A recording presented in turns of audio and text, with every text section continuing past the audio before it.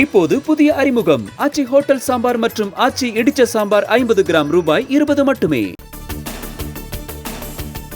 விக்கிரவாண்டி சட்டமன்ற தொகுதி இடைத்தேர்தல் வாக்குப்பதிவு நிறைவு. மாலை 5 மணி நிலவரப்படி 77.73% வாக்குகள் பதிவாகியுள்ளதாக தேர்தல் ஆணையம் தகவல். வாக்குப்பதிவு முடிந்ததும் மின்னணு இயந்திரங்கள் வாக்கு எண்ணிக்கை நடைபெறும் பனைபுரம் அரசு பள்ளிக்கு அனுப்பி வைப்பு.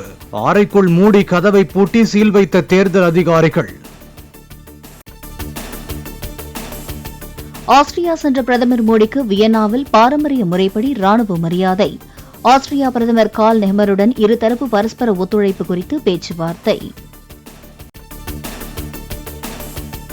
மனிதகுலம் தற்போது சந்தித்து வரும் மிகப்பெரிய சவால்கள் பருவநிலை மாற்றம் மற்றும் தீவிரவாதம் தான் என பிரதமர் மோடி கருத்து. தீவிரவாதத்தை எந்த வகையிலும் நியாயப்படுத்த முடியாது என்பதை இந்தியா மற்றும் ஆஸ்திரியா கருதுவதாகவும் வியன்னாவில் பேட்டி. பொறியியல் மாணவர் சேர்க்கைக்கான தரவரிசை பட்டியலில் செங்கல்பட்டை சேர்ந்த தோஷிதா லட்சுமி முதலிடம்.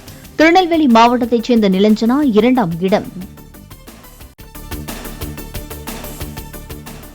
தமிழகத்தில் பொறியியல் மாணவர் சேர்க்கைக்கான தரவரிசை பட்டியல் வெளியீடு. தொழில்நுட்ப கல்வி இயக்கக ஆணையர் வீரராகவராவ் தரவரிசை பட்டியலை வெளியிட்டார். பொறியியல் தரவரிசை பட்டியலில் அரசு பள்ளி மாணவர்களில் சேலம் மாவட்டத்தைச் சேர்ந்த ராவணி முதலிடம். பொறியியல் படிப்புக்கான தரவரிசையில் 65 மாணவ மாணவிகள் 200க்கு 200 மதிப்பெண்கள் பெற்றுள்ளனர்.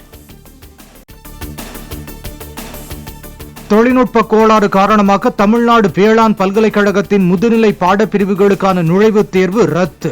நுழைவுத் தேர்வு எழுதிய மற்றும் விண்ணப்பித்த மாணவர்களுக்கு கட்டணம் திரும்ப செலுத்தப்பட்டுள்ளதாகவும் துணைவேந்தர் தகவல். பொறியியல் மாணவர் சேர்க்கைக்காக 7.5% சிறப்பு உள் ஒதுக்கீடு பெற்ற அரசு பள்ளி மாணவர்களுக்கான கலந்தாய்வு ஜூலை 22ஆம் தேதி தொடக்கம். பொது பிரிவினருக்கான கலந்தாய்வு ஜூலை 29ஆம் தேதி செப்டம்பர் 9ஆம் தேதி வரை நடைபெறுகிறது. திமுக அமைப்புச் செயலாளர் RS பாரதிக்கு எதிராக அவதூறு வழக்கு தொடர்ந்தார் அண்ணாமலை. கள்ளக்குறிச்சி கள்ளச்சாராய மரணங்கள் குறித்து தனக்கு எதிராக அவதூறு பரப்பியதற்கு 1 கோடி ரூபாய் மான நஷ்ட ஈடு கேட்டு சைதாப்பேட்டை நீதிமன்றத்தில் வழக்கு. 60 ஆண்டு அரசியல் அனுபவம் கொண்ட RS பாரதி தன்னை பற்றி அவதூறாக பேசியது தனக்கு பெரும் துக்கத்தை ஏற்படுத்தியதாக அண்ணாமலை பேட்டி. RS பாரதியை கண்டிப்பாக சிறைக்கு அனுப்புவோம் எனவும் கருத்து. RS பாரதி என்னை பத்தி என்ன சொன்னாருன்னா 2 ஆண்டுகளுக்கு முன்னாடி சின்ன பையன் அப்படின்னாரு. இதே சின்ன பையன் RS பாரதி அவருடைய ராசியான கைரேகை என்ன பண்றாருன்னு பாருங்க. பண்ணாதனாலதான் யாரும் எல்லாம் ஒதுங்கி ஒதுங்கி போறதுனாலதான் BA படிச்சவங்க நாயி, யாராச்சும் நீதிபதியா இருந்தா நாங்க போட்ட பிச்சை, லாயரா இருந்தா நாங்க போட்ட பிச்சை, யாருமே அவர் எதுவும் செய்யாதனால பயத்தினால ஒதுங்கி ஒதுங்கி போறனால அந்த பேச்சு ஆணவத்தை தாண்டி கர்வத்தை தாண்டி அட்டூழியத்தை நோக்கி போய்கொண்டிருக்கிறது. கள்ளச்சாராய மரணங்கள் குறித்து CBI விசாரித்தால் தான் டாஸ்மாக் மதுபான ஊழல் வெளிவரும் என அண்ணாமலை கருத்து. தவறு செய்யவில்லை என்றால் CBIக்கான முன் அனுமதி ரத்து ஆணையை வாபஸ் பெற தமிழக அரசு தயாரா எனவும் கேள்வி. பசுத்தோல் போர்த்திய புலியாக செல்வ பெருந்தகை இருப்பதால் உண்மையை சொல்ல வேண்டிய நிர்பந்தம் ஏற்பட்டுள்ளதாக அண்ணாமலை விளக்கம். செல்வ பெருந்தகை வழக்கு தொடுத்தால் நீதிமன்றத்தில் சந்திக்க தயார் எனவும் பேட்டி. திருச்சி மணப்பாறையில் மருத்துவ கழிவுகளை எரிக்கும் போது உயிரிழந்தவரின் குடும்பத்திற்கு 10 லட்சம் ரூபாய் இழப்பீடு வழங்க உயர்நீதிமன்ற கிளை உத்தரவு. சாராயம் குடித்து இறந்தவரின் குடும்பத்திற்கு 10 லட்சம் ரூபாய் இழப்பீடு வழங்கும் போது இதற்கு வழங்குவதால் எந்த பாதிப்பும் ஏற்படாது என நீதிபதி கருத்து. இஸ்லாம் உள்ளிட்ட அனைத்து மத பெண்களுக்கும் விவாகரத்துக்கு பிறகு கணவரிடமிருந்து ஜீவனாம்சம் பெற உரிமை உள்ளதாக உச்சநீதிமன்றம் தீர்ப்பு.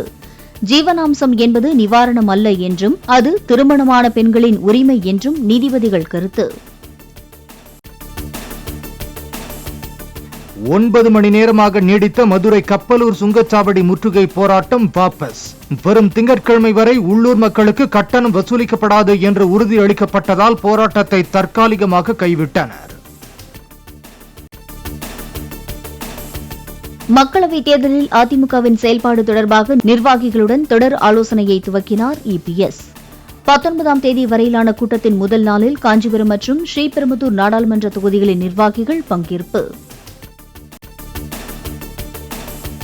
காஞ்சிபுரம், செங்கல்பட்டு மாவட்டங்களைச் சேர்ந்த 6 அதிமுக மாவட்ட செயலாளர்களிடம் உறுப்பினர்களுக்கான புதிய அடையாள அட்டைகளை வழங்கினார் எடப்பாடி பழனிசாமி. ஏற்கனவே இருந்த OPS படம் நீக்கப்பட்டு ஒருங்கிணைப்பாளர்கள் என்று இருந்ததை மாற்றி பொதுச் செயலாளர் என்று மட்டும் குறிப்பிட்டு அடையாள அட்டை. இன்று பிற்பகல் நடைபெறவிருந்த சுற்றுச்சூழல் அறிவியல் தேர்வுக்கான வினாத்தாள் காலையிலேயே திறக்கப்பட்டதன் எதிரொலி.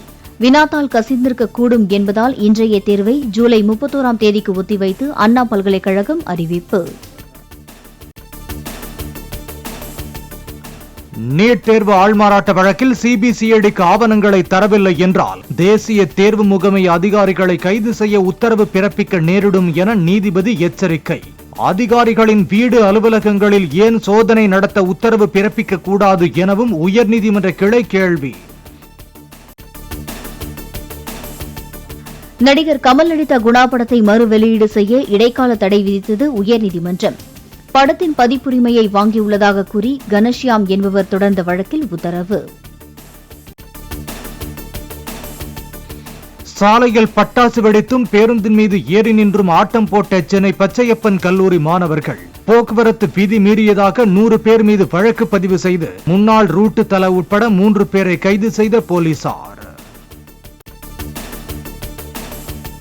விக்ரம் மாறுபட்ட தோற்றத்தில் நடித்துள்ள தங்கலான் படத்தின் ட்ரெய்லர் வெளியீடு. பாரஞ்சித் இயக்கத்தில் GV பிரகாஷ் இசையில் உருவாகியுள்ள படத்தின் இறுதிக்கட்ட பணிகள் நடந்து வருவதாக தகவல். இப்போது புதிய அறிமுகம் ஆச்சி ஹோட்டல் சாம்பார் மற்றும் ஆச்சி இடிச்ச சாம்பார் 50 கிராம் ரூபாய் 20 மட்டுமே.